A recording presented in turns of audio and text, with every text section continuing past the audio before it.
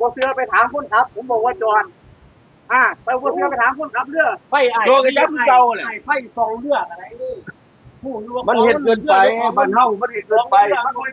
ไม่เป็นยาสุกิจเลยแล้วกันเดี๋ยวเอาที่มันไม่ยาสุกิจเขาคุยกันนี่บ่ได้เขาไปคุยกันที่โรงพัก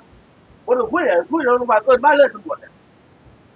ไปคุยกันนี่คุณเอาเดี๋ยวไปคุยกันเรื่องคุยเรื่องอย่างเอาไปคุยเรื่องอย่างทุกท่านบ่พอใจหยังเอาก็บ่พอใจเงินนายยิ่งเลือดสิล่ะผมขอตรวจเป็นยังไงโรงพักโอ้ยไปหาสายไฟเบิ่งไงก็ฮู้แล้วมันขอตรวจสายไฟตอนนั้นบ่เห็นบ่จอดนี่มันเกินไปสิเฮ็ดมันตัวรั่วอย่าไปว่าอย่างนั้นครับมันเกินไป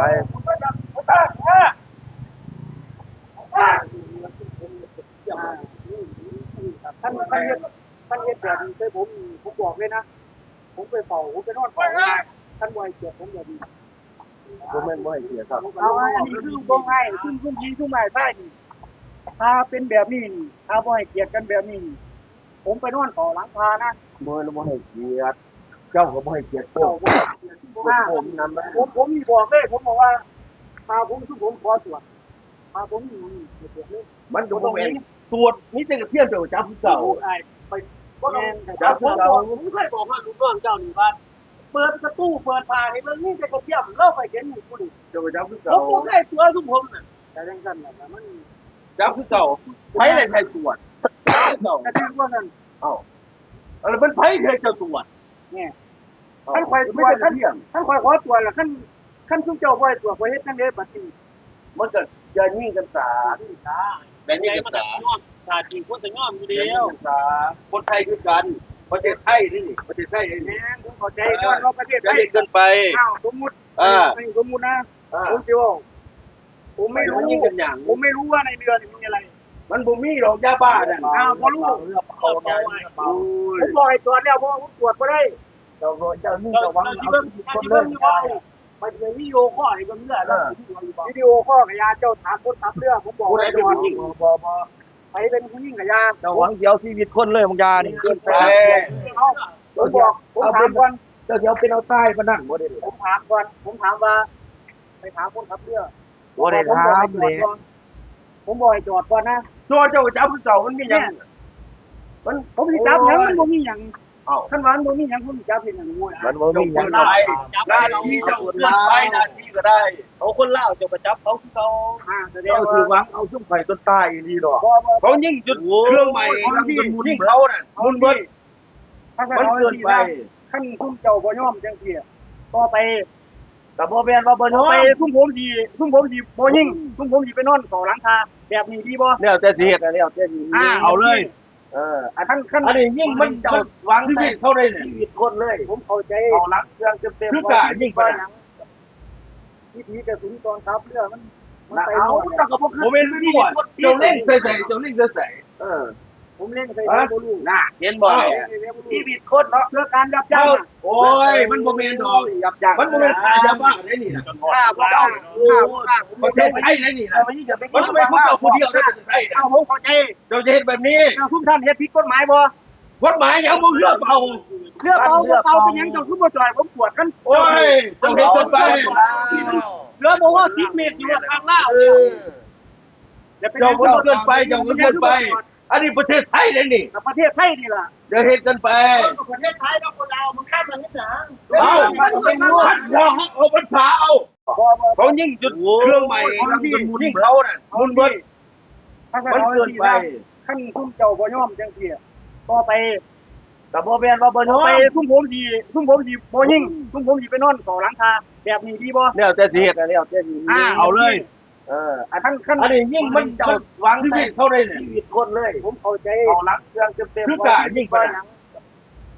วิธีกระสุนตอนทับเรือมันไปเอาแต่ก็บ่คือผมเป็นวิธีเจ้าเล่นใส่เจ้าเล่นใส่ผมเล่นใส่บ่รู้น่ะเห็นบ่ชีวิตคนเนาะเพื่อการยับยั้งโอ้ยมันบ่แม่นดอกยับยั้งมันบ่แม่นขายยาบ้าได้นี่น่ะฆ่าบ่ได้ประเทศไทยได้นี่น่ะมันไม่พูดเจ้าผู้เดียวได้ประเทศไทยเอาผมเข้าใจเจ้าจะเฮ็ดแบบนี้ทุกท่านเฮ็ดผิดกฎหมายบ่กฎหมายยังบ่เลือกเอาเป็นหยังเจ้าคือบ่จ่อยผมปวดกันโอ้ยเจ้าเฮ็ดเกินไป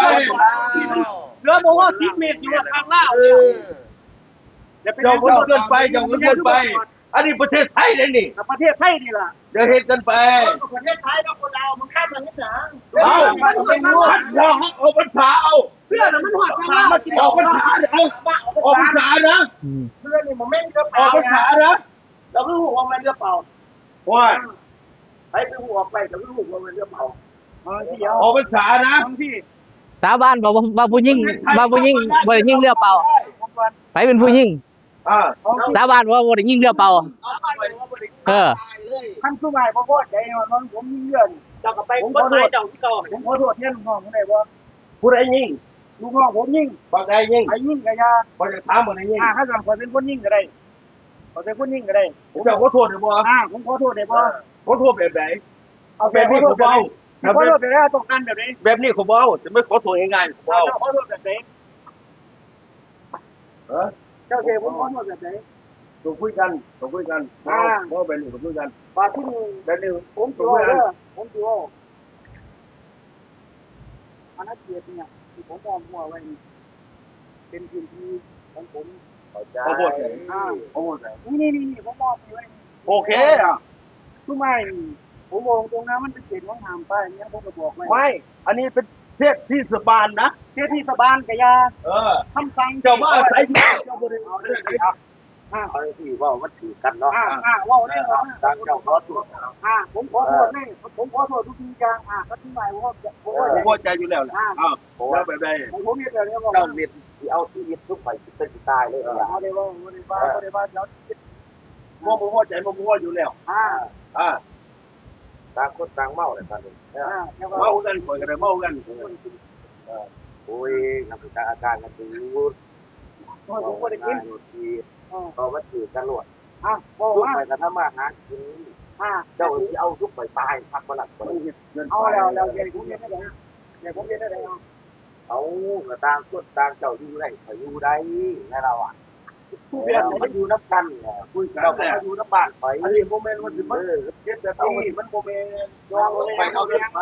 ไปลงไปดีนะบ่ได้นะ ถ้าน้องที่เฮ้ยเห็น ตัวเส้นทางลูกไปสมุทรกันอยู่ ถ้าน้องที่ เป็นดีเป็นนอกกันช้า เพื่อนท่านผมเห็น นี่แบบใดอ่ะ ท่านผมเห็นท่านเป็นที่ผมที่บอกก็ตอนนี้ผมที่บอกคุยกันดีเลยผมที่บอกว่าจอดผมตรวจไง มันบ่มีดอกยาสูบติดนั่น ถ้ามันมี มัน ห ต้ น่ อ อง ย ขึ้นลงแถวนี้นั่น ผมเข้าใจผมเข้าใจ เทว่าของกินตายเลยมันบ่เป็นยาสูบติดตัวเสียงหูจังดู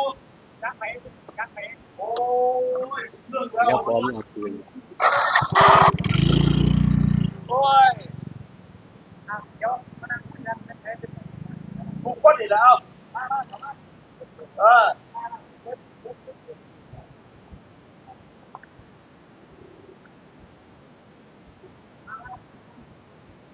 คนนั้นแหละพูดกันเลยเอา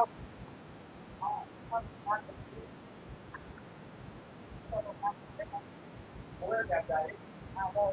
ประเทศไทยไหนผมเป็นผู้เก่าผู้เดียวไหนเออ ตัวให้ผมมอ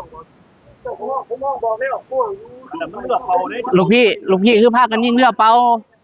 มันบ่มีแบบเทียบ อืม ผมก็รู้แล้วผมก็รู้แล้วผม เจ้าผิดตั้งแต่เจ้ายิงเรือเปล่าแหละลูกพี่ อืม ผิดบ่รู้หรอกครับ เจ้าหู้ว่ามันต้องไปเฮ็ดเป็นเรื่อง